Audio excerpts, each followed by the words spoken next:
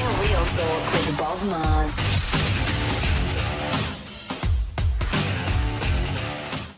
Hello, Sterile Processing Universe, and welcome to another episode of Real Talk. So in our last episode, we talked about unloading the autoclave cart. Today, after proper cooling and no touching, we are going to begin to move the cart to the storage area, and we're going to store all of our sterile items. One point that I forgot to bring up last time is that I hope each and every one of you are not allowing any customers, no matter what department they're from, to touch your sets before they're cooled. A lot of times we can feel pressure. I need this instrument stat. We've got to get it to the OR. We've got to get it to labor and delivery. We need it now. You need to ensure that they have been cooled properly before they're touched. That's all for that. Okay, so now we've moved to the storage area. Let's talk about that a little bit. What do we want to see in our storage area? First of all, we want to have storage shelving and units that are appropriate for the area. No wood, nothing that's going to shed, storage shelves that can be easily cleaned, that have been approved to be in your sterile storage area. Secondly, on the bottom shelf of every one of those carts, you're going to have a plastic cover to ensure that when the housekeepers are cleaning, that they're not splashing water up onto the instruments that may be stored on your sterile shelf. You're going to store your instruments properly. And how do you do that? So the standards say you're going to store them 18 inches from any fixture that's coming out of the ceiling. So if you've got any kind of a light, any kind of a fire extinguishing device, a water nozzle coming out of the ceiling, you're going to make sure that your instruments are 18 inches from the bottom of whatever that fixture is to the top of your device, 18 inches.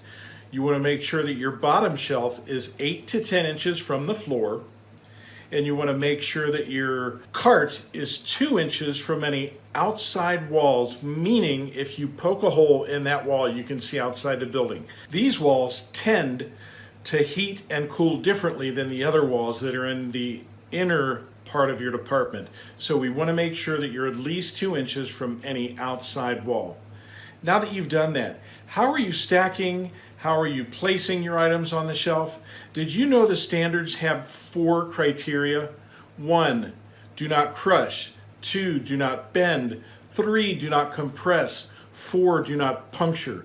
It's very, very, very, very important that you're following the manufacturer's written instructions. And if it's a blue wrap, you're not stacking it on the shelf. If they're containers, they're stacked properly. If they're peel packs, they're also placed into a bin properly and they're not overpacked. Does your department look like this? How about this? These are 2 examples of departments that I see all the time where things are just packed incorrectly.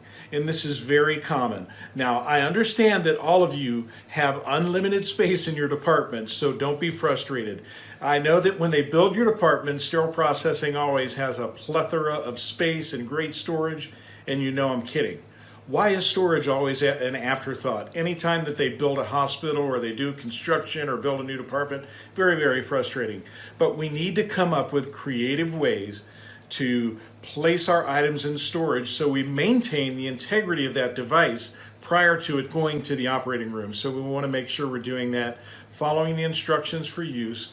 We're loading, we're packaging, we're placing on the shelf properly, using proper ergonomic ways to lift and carry those sets. They can be heavy. We also want to lift them properly when we take them off of the shelf to make sure that we're keeping them safe. That's all for storage. This has been Real Talk, and I'm Bob Mars. Is your central service or sterile processing department prepared for a regulatory survey? If you can't answer with a resounding yes, you should contact Beyond Clean. Our experts will perform a survey in your facility to help you determine your survey readiness. We can evaluate acute care, ambulatory, and dental facilities. Our team will guide you through the survey process to ensure that you are beyond ready for your next survey. And we can stay with you after the consultation, offering virtual consulting and mentorship programs to maintain the progress you have made and to continue making process improvements. Contact us today to schedule a free 30-minute initial consultation.